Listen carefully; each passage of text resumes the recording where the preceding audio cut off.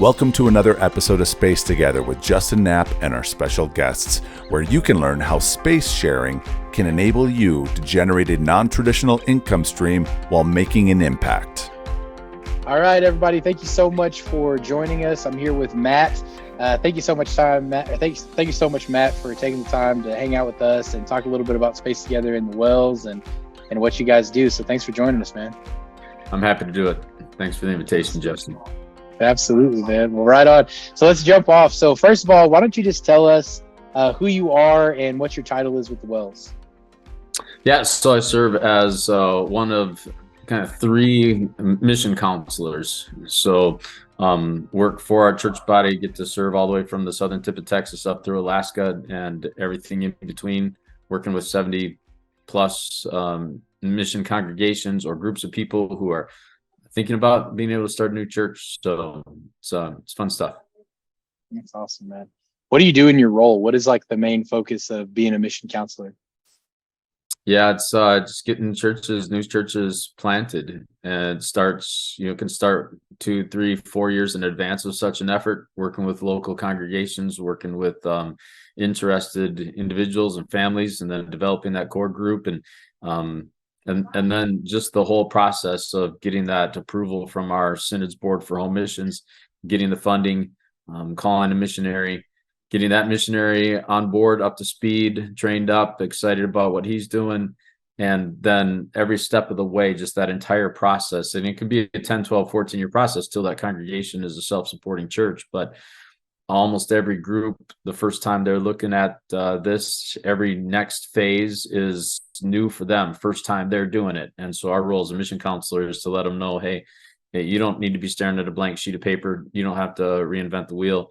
There are tools, resources, people that have been here and done that, and let us help you do what you do so that this can be awesome. Man, and I've gotten to spend so much time at this point, probably more time than I think I have with a lot of the other like kind of, behind the scenes folks with the Wells. So I've got to spend a ton of time with you and Uncle Wayne and Berkey, and dude, you guys grind, like you work, man. Like I feel like I'm always trying to set up little meetings and get in touch with you guys, and y'all are always on the road, always working, always grinding. So man, I just want to say, first of all, you guys put in the work, man. I think that's like the number one reason why I'm glad that you guys are kind of my, folks that are helping me put this out there, man. You guys get the job done. So love it. There's so much opportunity, and God's blessed us with some of the experience that we have, the energy, the help that we have, the passion that we have to be able to just try to push those opportunities forward. So yeah, it's a lot of fun. I love it too, man, because in my experience working with denominations, you kind of can get this like sort of weird, like here's the mothership or like the corporate office, right? And they have the advice, they have the things that they say, and they send stuff down. And then we've got like all of our churches that are really in the thick of it, really getting their hands dirty, really trying to figure stuff out. And, there's almost like this disconnect sometimes, right? It's like the mothership sort of talks differently than the people that are on the ground doing. And there's almost like a different vibe. I feel like when I'm talking to you guys, y'all are right in the thick of it with these guys. You know what the pastors are feeling, the common trends, what people are dealing with in different locations. And, I think it's awesome to like sit and talk with you guys and talk about Space Together as a whole. And when we talk about that, you're like, no, this individual pastor that I know and have known for years, as you said, sometimes this could be a 14-year process. I've known this person for a long time, and they have the heart to do this. They know what they're doing. So it's really cool just to get to know you guys and just see how much time and effort you guys put into getting to actually know the pain points and what people are actually going through. So say that as a little bit of a pat on the back, and really more just to say I've enjoyed working with you guys and finding out what you do so far. It's awesome. Yeah, thank you. I mean, my heart's in missions. I love nothing more than knocking on a door, having an opportunity to talk to that person who doesn't know Jesus, about Jesus. Yeah. And so that's where my heart's at. I have a role, a call then to be at a different level of things, and spending a lot of time on a lot of these just kind of bigger concepts, and a lot of meetings, and that does include time at corporate, if you will. But where I want to be, where my heart's at, is there in the trenches with our missionaries, with our core groups, and just facilitating and just walking alongside what they're doing. That's awesome, man. It's great. Love it, man. Tell me about the mission that the mission counselors are really focused on. Like, I know that, it kind of entails this huge, big, long list of, this is what we go and do. But the heart behind it, is it just like being an advocate? What is the mission there? Yeah, sometimes, and I actually feel a little awkward in some settings talking about what I do or don't do. I recently admitted to somebody that probably 90%, and maybe it's a little high, but a very, very high portion of my ministry these days is not means of grace ministry. I mean, I'm preaching every Sunday, leading Bible studies here and there. I do get out, a number of times a year and get to go knock on doors and talk to people. But the vast majority of my time is the business side, if you will, of church plant. Yeah, so, man. And that's the part that most of our missionaries, like, you aren't trained up on that. Very little of that in your seminary training. Very few of these core groups are made of people who, there's well-meaning people who love Jesus, love the Bible, have grown up in the church, or come to know and appreciate Jesus and what he's done for them through the church, go to church, do church. But the idea of starting from the ground, something from the ground up, the idea of how do we do what we do more effectively in terms of the tools for ministry, that's largely our role. It's also, when it comes to what our focus is, we help our board for home missions plant new churches. And so we've got a group, there's a whole commission that's called the Commission on Evangelism, and they do 4 established churches. What are the tools, resources that we can use to be able to share Jesus with people? And that's awesome. We certainly use and talk about those same things, but we also have to talk about this business component that says, how are we going to make this a self-supporting congregation? How are we going to get into these communities and afford to do so? And what are the systems and the processes that go along with making that happen? Man, and I think, it's so oftentimes, we have so many different customers at SpaceTogether. Like, the vast majority, or I'd probably say, I think it's like 52% of the spaces on SpaceTogether are churches. But then, there are a crazy amount of other spaces. And I think at this point, we have something like 1.4 million square feet of church space on the platform. We have something like 800,000 or 900,000 of fitness space and studios and kitchens and all this other kind of stuff. And it's so funny when we get into these trainings sometimes, because you'll have like pastors that are there with a gym owner or with a childcare service owner or whatever. And like the people in the different industries are wowed at the amount of work and infrastructure and business that goes into having a church. And people just have no clue about that, man. And, we pastored for 14 years, planted 2 churches, merged with the church, absorbed a church.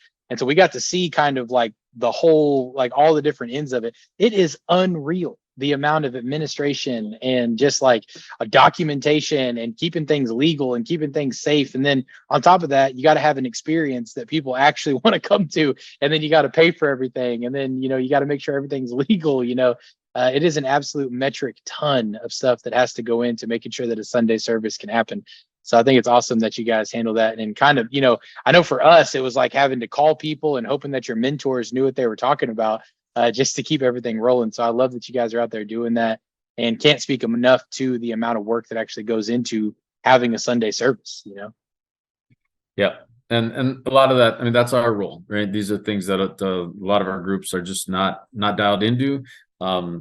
Our job is to keep our ears low to the ground and just come to understand what guys out there are doing, so that we can cross-pollinate and share, best practices and tools and resources, also to see what else God has out there for us that we could tap into and learn from and share with others. That's awesome. Speaking about the resources that God has for us, how did you hear about SpaceTogether?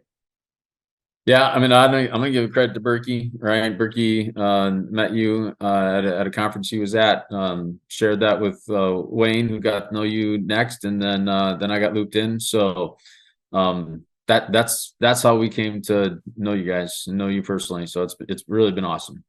That's great, man. I love Berkey. I'm telling you, I have met a lot of people in this journey, and he is certainly unique. I love that dude to death, man. I won't give any way or give away any of the inside secrets, but he is a great guy to hang out with, man. I love that dude. I always enjoy spending time with him. So totally, man. What was your first impression of the platform? I know Berkey was the one that told you, so it could have had its own branding and labeling on it. But what was your first impression of Space Together's platform? Well, what I liked was the simplicity, right? Yeah, I mean, it's just and every time I present it, I go to the website. It's got two buttons, right? You yeah, got space, you need space. It's that simple. And then um, that first impression then carries through, because even as you dig into it, the whole point is this can be and could potentially be a very, very convoluted and confusing thing, but we're here to make it simple, and yep. we'll keep it simple. It doesn't mean that we're overlooking things. Doesn't mean that we don't have all the tools and resources there. We do, but we want to simplify that for you. And Yeah. so that's been my first impression and my ongoing impression and appreciation for the platform. Well, for us, it came out of pastoring a church. You know what I mean? Like, and we had already been sharing space with my mentor. So when he said, "Hey, you've got 3 months to get out of my building," the thought process had nothing to do with a business or Space Together or any of that. It was just like, as simple as it gets. I don't want my own building that I'm only going to use for 8 hours a week. I don't want to sign this crazy lease. I don't want to take out a loan to get all the stuff. And I know that there's 10,000 churches around me that definitely have availability in their building and definitely need more money. So it was like, there's got to be some way of doing this, and so because we went that route, we got to see firsthand. And so it works really well for pastors because we were pastors, but we also got to see firsthand like all of those little things that you have to figure out in order to have a good experience. And so we did our best to try to put a lot of that together. But you're right, in the essence of it, it's really simple. It's like, you have excess space and there are people in your community that will pay you money to use that excess space, and it helps you and it really helps the community around you. So absolutely right, man. Absolutely right. Right on. So you guys signed a 3-year national contract with us. And, whenever I sign this deal, or whenever we get done signing this deal, I always ask whoever ends up being our point person, whoever ended up, signing the contract, I always go to them and I say, who was on your mind whenever you said yes to this contract? And I usually will make them give me like specifics, right? Like, there's 2 churches in Connecticut and there's this guy over here. And then I'll ask them, like, give me a couple of details. Tell me who this is. And without giving any sort of specifics, don't say I was thinking of, the church in Dallas that's got this going on or whatever. But whenever you heard about Space Together, who were the churches that kind of came to your mind and saying like, man, this could be a huge tool and really an asset for them? Yeah, well, honestly, my first answer to your question, which you asked, which was who was on your mind when you thought about this. The first one on my mind is that person in that community that doesn't know Christ and Yeah. has Yeah. every excuse, every reason why they're never going to step foot in a church. They're not going to go to a worship service. They're not going to go to a Bible study. They're not even go to some event that the church is hosting because they feel they know what's going to happen there, right? That's who I was thinking of. How can we reach those people? How can we have an opportunity to have a meaningful interaction with them and a series of them, build a relationship? So that's the first thing. And then in answer your question, like what church, there are so many churches, certainly our mission efforts, but any mission-minded group. In fact, I think while this is coming largely out from, and I as a mission counselor are coming from the mission board perspective and the new missions perspective, I think the big win for our church body is actually for those established churches that have these facilities and just aren't using them, need a fresh idea to be able to approach and leverage what God has given them to be able to reach people in their community in a powerful way. So that that's the first and foremost what I'm thinking of. In my mind, it's less about the money, although that's certainly a blessing in this. But in my mind, it's the opportunity to have this this blending of the come and go strategy, if you will. We got to be leaning into go strategy in terms of outreach. It has to be what the word says: outreach, reach out, and get out there. And the ship is sailing in many communities. The old, hey, run this sweet program and tell everybody you got the most awesome program, and they're going to come. Put up the sign that tells them that I've got this going on at my church, and it's awesome. You're not going to get anywhere else, and so they're going to come. That's just not happening in a lot of places. We need to go, but this is kind of a neat blending of the two. They're certainly coming, because the whole point, they're coming onto your property, but they're not coming for anything you have to offer, and they wouldn't come for anything you have to offer initially. They're coming because somebody else is using your space, and they just happens to be happening at your church. But now they're on your property, and you get to go to them as you potentially have an opportunity now as they're coming. You're just there and have an opportunity to meet them, and they get to see that this isn't a scary place, and the stuff around here isn't all that freaky, and that guy isn't weird. And we go from there. Exactly, man. And we when we first got started, there was obviously the big issue of like, we don't want we don't want a building to ourselves. That makes no sense. But when we couldn't find the platform, we had to go the traditional route. And so we had to go through the phases of, finding the building and finding one that would work for us, and then raising a ton of money to remodel it. But then after we had gone through that, we had gone through all the realtors and buildings and leases and fundraising and remodeling, we were never there. 2 services, band practice, youth group, and the rest of the time, this building that was 90% of my budget. You know what I mean? And I'm exaggerating there, but what was a massive amount of my budget was a really expensive storage unit. And we were already doing well. Like, we already had over 100 people coming regularly. It was already, the place was full. All that stuff was already happening. We had a revenue stream and everything, but it just got to the point where it was like, there has to be somebody in our community that can use this building when we're not here.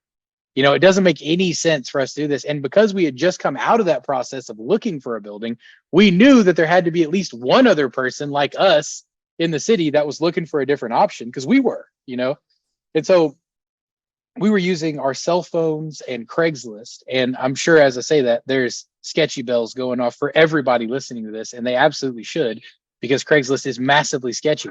And we had all kinds of crazy encounters with people in the community coming and wanting to rent our space. Within 3 months, though, we had 65% of our overhead at the beginning of a new relaunch, at the beginning of a new building, covered for 2 years. And it freed us up to do so many different things, but really more than just the fact that it was like there was money coming in. That changed everything about our culture, because every single day, our little church, less than 200 people, whenever people would drive by, the parking lot was full. We're not having a service. The lights are on. There's something happening in our building.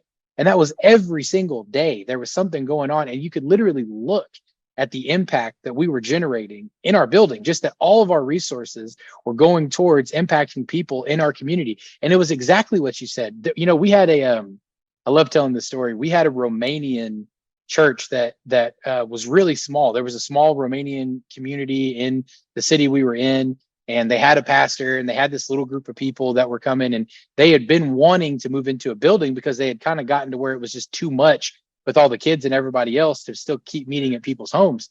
And so they found us. We got them set up. I think they met on like Tuesday nights or something, or Thursday nights or whatever.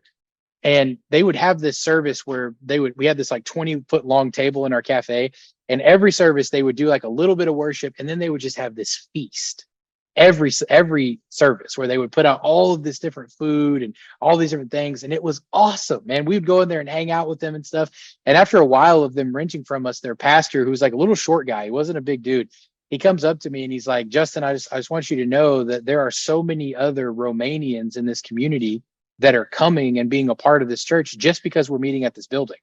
And just because we're not just in somebody's home, there's a whole community that's being reached. because of you opening your doors. And so even as you said, there's people that would never come to the door of your church. There's people that would never come to the door of a denominational church, or there's people that would never come to the door of an independent church, or whatever those biases are. And when we open our building up for other people to use this thing, exactly right, the impact increases. And it was so funny too, that same Romanian pastor, in that same conversation, he was like, we tried to find a building, but a lot of pastors had an issue with me being both a bounty hunter and a pastor, So it was awesome, man. So we got to reach this entire community just by opening up our doors. And that was really what spurred on, let's start Space Together. The money was great, but we had already kind of figured that out. It was the impact that we were having and the fact that we could have that at scale that really was like, man, let's open our doors, Yeah.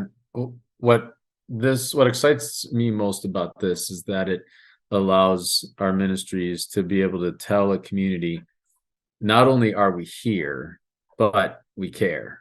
And we want to be woven into the fabric of this community. You matter to us, you matter to the Lord. And so how can we demonstrate that to you in a tangible way? And there's a variety of ways. And again, that the whole Go strategy thing that I'm talking about, and many of us growing up saying, this little gospel light of mine, I'm going to let it shine. The second or third verse goes, hide it under a bushel, right? A whole bunch of Christian people gathering together under this roof on a Sunday for an hour and hang out here by each other and talk to each other and sing and say prayers and study God's word together. Let our light shine here under this bushel. No, I'm gonna let it shine. Jesus said, let your light so shine before others that they may see your deeds by your Father in heaven. I want my community to know that we're leaning into you. We support nonprofits in our community. We support new business startups in our community. We want to matter to you because you matter to us and you matter to the Lord. Yeah, man. And I think, too, there's that whole thing, we got to spend a ton of time with Heidi Baker, who is this absolutely wild, crazy missionary woman. I don't know how many thousands of orphans she's helped in Mozambique and all sorts. Just absolutely wild things that she does. And her big message is that God is love, period, that he is love. And so when you say, what is love? Well, love is Jesus. That's totally true. But love is also shoes when someone doesn't have any shoes. It's food for somebody that doesn't have any food. That's love. That's what love looks like to some of these people. And so it's just a way for us to come and say that, our impact and, what we have is love for our community. And if there's an organization that needs what we have, we will give and we will partner with these folks that need what we have and really begin to, show love to our community. So absolutely, man. Dead on. Couldn't agree more, man. One of the things that I love to ask guys is, our mission is to provide a non-traditional revenue stream through community impact.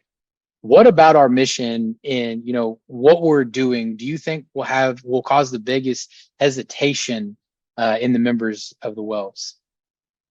I think one of the biggest hesitations, and maybe it's related, couple things. One is that this is third source income, right? That instead of this is gospel motivated, generous support through my offerings of the spread of the gospel and the ministry that we're doing here. And in response to what Jesus has done for me, I just generously want to give and support my ministry. Why should we need, why would we look to people outside of us, those who are not giving and supporting ministry from the same heart? So that's a big issue. And then related to it would be if we had this other source of income, and therefore the need, if you will, doesn't exist for me to give as generously, is that gonna curtail generous giving? Is that going to get in the way of people saying, well, why should I make the sacrifices necessary to support this when we don't need it, right? Yeah, man. The answer to that is that already in and of itself is an issue, because I'm not given to a need, right? I'm given out a heart of love for Jesus. The Old Testament, they gave that offering and it literally went up in smoke. So this isn't doing it because I need to support ministry. It's because I love Jesus, I love the Lord, and part of my worship is to offer a generous sacrificial portion of that back to Him. And if it goes up in smoke, goes up in smoke. Now the other, but back to the first issue, it is one that a number of people are gonna have to work through and think through and process and pray over. And but the other things, we've talked about, and just realize that some of the stuff a number of our churches have been doing for quite some time anyway. I mean, whether it's the cell phone tower thing that exists on lots of our churches, and they're getting plenty of income from that. And if it's not the cell phone tower, maybe it's the solar panels that we have that we're either getting money for, or we're not paying what we rightly should for that energy because of this. But and that was donated to me by a non-Christian group. So third source funding is something that is being done in different ways. And maybe just because of the way that this is, the way we're doing this through SpaceTogether is different, but the concept is not all that foreign or different to many of us. We had two. I think these guys, I know for sure one of them is a Wells pastor. I think the other one might be. He's in Garland, Texas. I want to say that he's a Wells pastor, but I'm not totally sure. But they're both going through our training right now on the platform. And man, it's so cool because we haven't even got through the training yet. Like, they haven't even really got into this, and out of nowhere, they've both had two different organizations come in and want to rent their space. And, normally when we think about this, we think about, it's going to be another church come in, or it's going to be a business, or it's going to be whatever. The cool thing is that both of the organization, one is that in his community, there are no elderly daycare centers.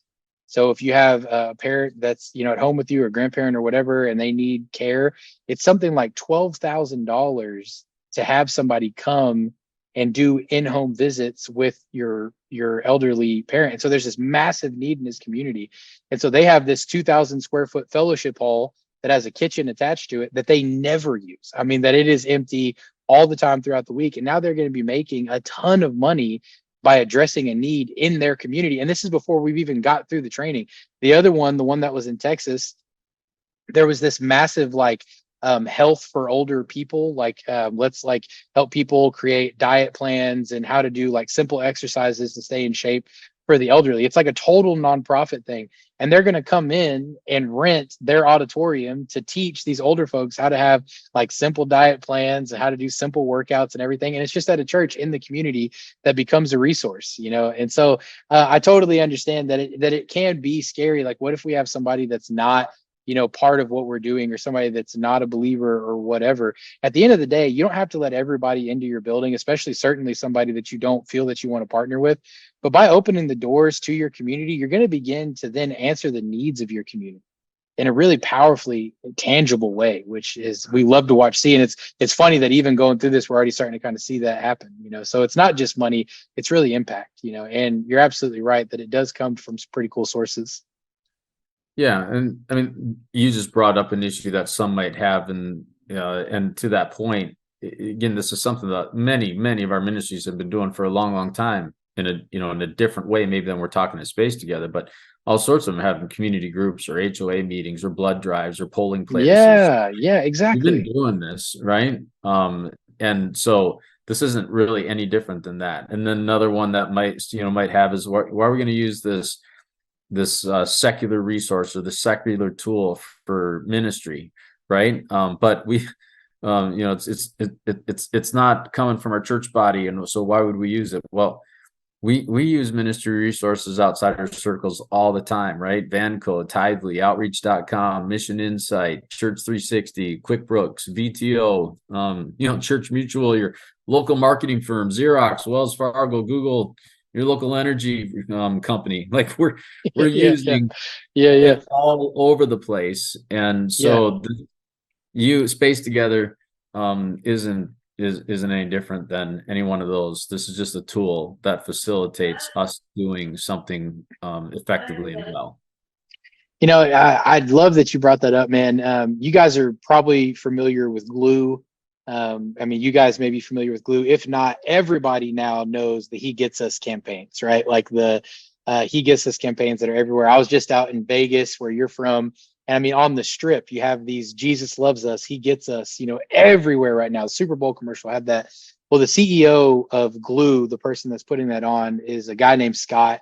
I know Scott pretty well. I've had several meetings with him, been to his headquarters in Boulder. This guy works and has the data with like the most influential churches in the United States. And I got to hang out with him probably now about a year ago. And I was just asking, like, dude, what are you doing? Like what are you really trying to make happen? And this guy was the founder of Einstein Bros. He was like the CEO at Einstein Bros. He was one of the very top executives at Blockbuster, Boston Market, Home Goods. He's built billion-dollar companies multiple times in his life. And I was like, what are you doing with, like, why is this your last project? You know what I mean? Like, you've made money doing all these different things. Like, what are you doing with this? $100 million ad campaign, $1 billion ad campaign. What are you really doing? And he said, Justin, with everything that I've done, I've given my life to the church. And there's one thing that I'm pretty certain of. We never take away our logos and we never take away our egos. So all I'm trying to do is create a road system. And I was like, what are you talking about? And he was like, everybody in the world uses the road system, whether we like each other, whether we want to know the person next to us, whether we're going different places, we all use the same roads and we're able to get to where we're going the same way as everybody else. And he's like, I am trying to build a way for the church to have that, so that we can have a road system to get to where we're going like everybody else, and we don't have to work together to do it. And as crazy as that sounds, you could speak to this some. You've worked with the church a lot. I would have to agree that we don't like taking down our logos, and we certainly don't like putting down our egos, but we all have got pretty much the same thing that we're trying to get across. We're trying to impact the most we possibly can and tell people about Jesus in our communities. And so I hope that SpaceTogether just becomes another road for you to do that. It just becomes another avenue. And yeah, there's a lot of other people that are going to travel down this road. And there's a lot of other industries that also want to impact their communities and create non-traditional revenue streams by having impact and helping people. But I hope that it really does just become a road for impact and revenue generation for the churches that we're involving and posting on the platform. Yeah, I appreciate that metaphor. Thank you, man. Well, right on. So, what are your thoughts on the future of church financing? We've kind of covered this a little bit already, but what are your thoughts on the future of church financing? Do you feel that we will continue to be funded primarily through tithes and offerings, or do you think that there is going to be really a bigger part to play for non-traditional revenue streams in the coming years? Well, I'd love that this is something that our ministries continue to be supported by just the overflowing response of the heart of God's people that are being served by that ministry. I'm praying that this in no way is going to, in my mind, needs to or ought to replace good stewardship, teaching and training and encouragement. Totally agree. That it'd be about the gospel, it'd be about what Jesus has done for you, and out of love for him and what he's done for you, I love him back, and I express that. One of the ways I do that is with my offerings. That's still got to be at the heart of this entire conversation, and that remains the case. All that being said, yes, there's a lot of evidence that would suggest that for the case and maybe in particular in some of the places we're doing ministry, the people that we're serving just don't have the means that many of our churches are accustomed to. And so there does need to be serious conversation. First and foremost, just good old-fashioned law, gospel, stewardship training that has to happen. But if people who are then being trained up are giving very generously, proportionately, but they just don't have as much to work from. And at some point, there are places that perhaps we then can't afford to do ministry, particularly, let's say, urban settings, right? So what's the option? Well, what have many churches done? We pick up, we leave, we head out to suburbia where the people can afford it. Those people need Jesus too, but Yeah. so do the people that those Amen. communities that you're abandoning. And Amen. who's Yeah, going to man. reach those people that can't afford to be served? This is a way that we can stay and serve them and do it in a way that is affordable without having to abandon these really, really important mission fields. Absolutely, man. And two, just like it's certainly not an either or situation. Like, Space Together is only here to amplify and increase the mission that you already have. Like we're not going to come in and say, hey, instead of doing what you're doing, you should do what we're. That makes no sense. And quite frankly, if a dance studio was on my platform and then they just said, well, now we're using Space Together, we're not going to do dance anymore. They'd be like, well, why'd you do that? That doesn't make any sense. Same thing with the church. Like, hey, we're not going to do everything that we were already doing because now we're renting out our space when we weren't using it. That makes zero sense. This is only meant to be an addition to what you already have. So certainly we wouldn't be trying to take away, from that. That makes no sense. Again, this is something that should come in and amplify what you're already doing. I didn't have less services because I was renting out my building when I wasn't using it. I didn't have less band practices. I didn't have less anything. I did exactly what I was doing.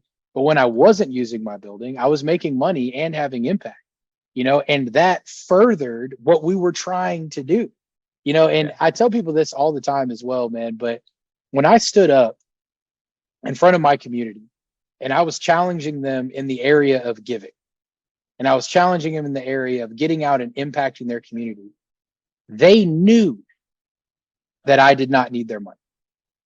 That they knew that if they didn't give, it wasn't like everything was going to come crashing down, and they knew that we already had this massive amount of impact in what we were doing. So everything that I was challenging them to do had no ulterior motives. It was 100%. I feel that this is what the Lord led me as the leader of this congregation to challenge you guys in the area of giving. Proportionate to where we are, we're not bringing in the type of capital that we should be as a congregation. Those goals didn't change because we had a non-traditional revenue stream, and so I think if anything, this is the pastors coming in and saying, hey, we're not only going to challenge you in the area of giving and impact, but we're going to put our best foot forward and we're going to go make some money to help with this so that we can further our impact. And we're going to go reach out to people in our community so that you guys can tangibly see every single day when you drive by the building that we're making a difference in this community. So 100%, this is just meant to amplify your mission, certainly not take away or diminish it. Absolutely. Yeah. And just to confirm or to pick up on that point about we're not setting aside ministry so we can make room for others to come use our space. Exactly, man. Space is literally just not being used, right? Yep. It's also something that you grow into. If your ministry starts to pick up traction and you're taking up another program and you need the space, then you just go, we need the space. This is no longer available, right? Exactly. Exactly. And it also tells your community, first of all, right, we want to be a part of you, but it also lets people know, like when you're driving past a place and 90% of the time that place is empty, it's vacant, the parking lot's empty, that doesn't leave a great impression. When there's cars there and people going in and out of that space, it says something about that place. Exactly. So yeah, Matt, me and you travel all the time, and if you're trying to find a place to eat and you're in a pinch, you haven't time to get on Yelp or whatever. I know for me, I typically see where a parking lot is full. And if I've noticed that the parking lot's full all the time, I'm like, man, something's going on in there. You know what I mean? Something's happening. I'm going to go get barbecue from this spot, and exactly the same thing, man. That's what it did for us. I mean, our little church building, there was always something happening. And then, of course, outside of that, all these testimonies start coming up of, I would not have been able to do this if it was not for you guys. You allowed me to be the hero to my community. You allowed me to get started or to sustain what I always wanted to do, man. So, man, I could not echo that more. Could not agree with you more, man. And kind of for our final question, man, thank you so much for, taking the time to hang out with me today. And, for our final question, what would you want the members of the Wells to know about the partnership with Space Together? You guys provide a valuable resource and you do well, you do with excellence, something that it would take a lot of learning, a lot of often learning the hard way and making mistakes for an individual church and group of people to be able to get to where they're able to just enter by a partnership with you. And then that would be, then the next place would have to do the exact same thing, and the next place would have to do the exact same thing. You've done that. You've learned a lot of good things, some of them the hard way, and you figured out this is what we need to know. This is what groups need to know if you're going to go down this road. And we not only have those resources to help you not make the mistakes or feel the hurts that others have felt, but we are also going to make a lot of this other stuff easier.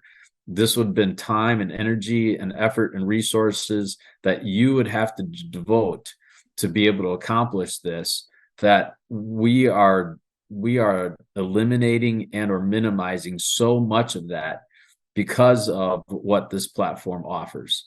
And so to free you up to more effectively do what you are gifted at doing, to free you and your people up to use their time, their talents, their gifts in ways that match up, most closely with the ministry that you guys have in front of you.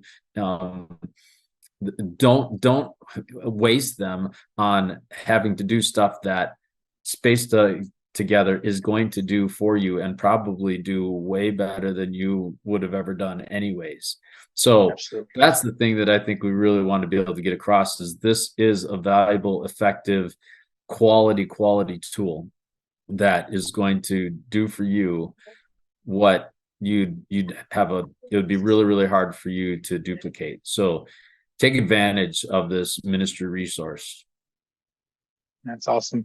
And just to also kind of echo behind some of that, we're not going to tell you guys like, hey, now that you're thinking about doing this, post your space to SpaceTogether and figure it out. That's not how the system works for us. The first thing that we're going to want you guys to do is go through our training program, where you're going to be on a call with pastors that are not only from the Wells denomination, but other networks, other denomination, other industries. You'll have people that are in fitness spaces and all over the place and lots of different things, all trying to share their spaces with their communities.